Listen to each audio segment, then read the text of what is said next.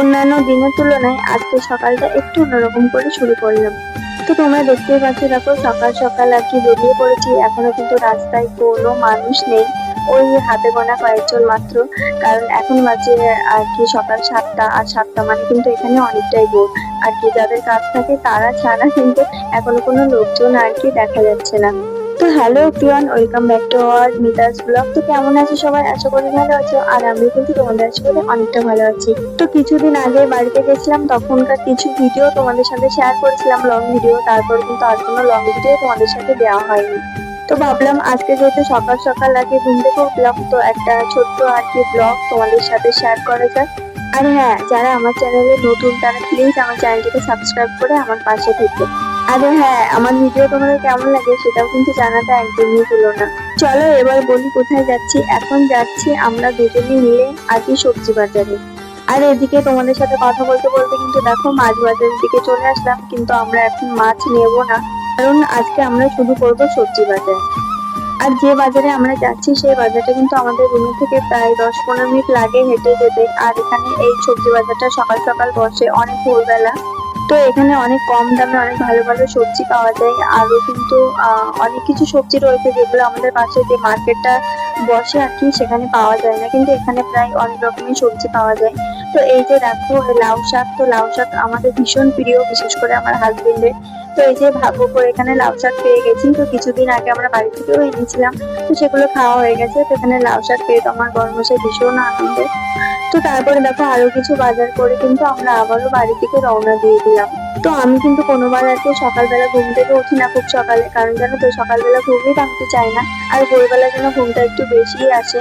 তো হাজবেন্ড আর কি অনেকবার ডেকে ডেকে আমাকে তুললো, কারণ সপ্তাহের বাজার করবে আর কি, সবজি বাজার তো একবারে বেশ অনেকগুলোই বাজার হবে। তাও সেই জন্য আর কি ও একা নিয়ে আসতে পারবে না, তার জন্য আর কি আমাকেও যেতে হয়েছে।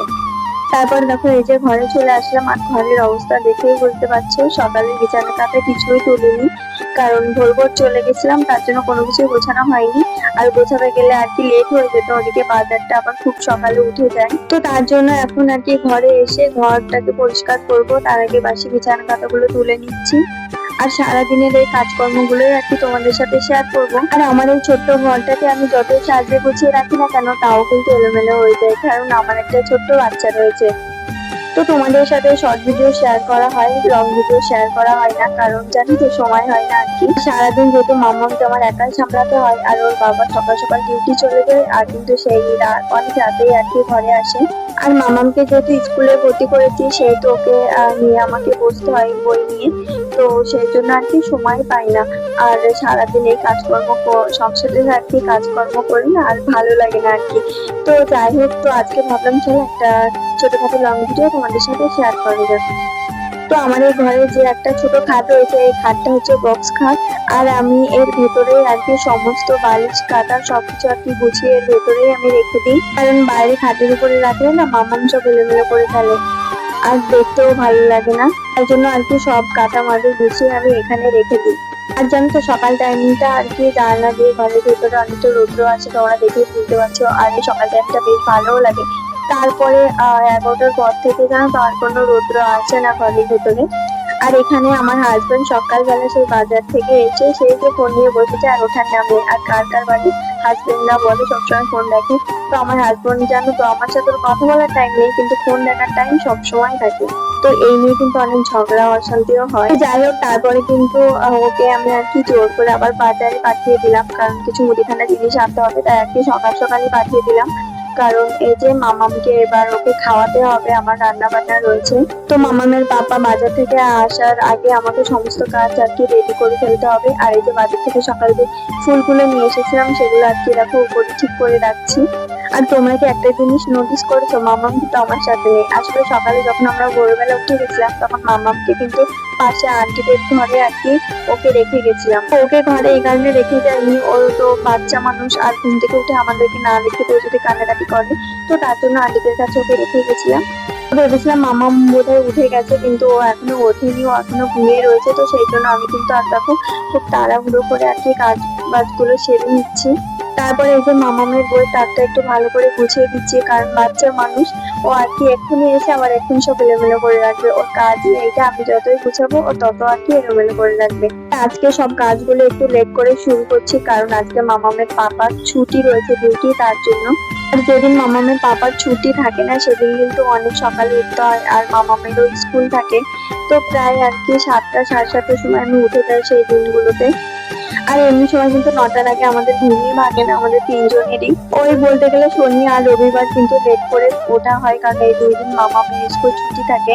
আর যেদিন মামামের পাপাও লেট করে ডিউটি দেয় সেদিন আমরা আর কি সবাই অনেক বেলা পর্যন্ত একটু ঘুমোতে পারি। তো এদিকে মোটামুটি আমার কিন্তু ঘর পরিষ্কার করা কমপ্লিট, তারপর চলে আসলাম রান্নাঘরে। তো রাতের বেলা আমি কিছু থালা বাসন মেজে রাখি, আর সকালে যে মামামকে ওকে খাওয়াই আমি দুধ খাইয়ে রেখে গেছিলাম, শুধু সেই থালা বাসন গুলোই আর কি পড়েছিল, তো সেগুলো এখন ধোবো আর বাজারগুলো আর কি গুছিয়ে রাখবো। আর কালকে রাতে যে থালা বাসন গুলো ধুয়ে মেজে রেখেছিলাম সেগুলো গুছিয়ে রাখবো। আর এই যে কৌটো কাউটা গুলো সব এলোমেলো হয়ে রয়েছে, তো সেইগুলো আর কি গুছিয়ে রাখছি এক এক করে।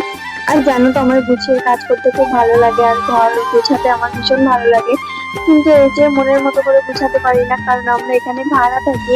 আবার কবে কি করে কোথায় চলে যাব, তার জন্য আর কি কোনো কিছু সেরকম কেনাও হয় না, আর সুন্দর করে গুছানোও যায় না।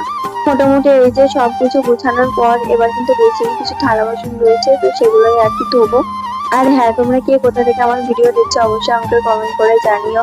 আর আমি যেহেতু নতুন নতুন ভিডিও করছি সেহেতু আমার কোনো ভুল হলে আমাকে বলবে, অবশ্যই আমি ঠিক করে নেব।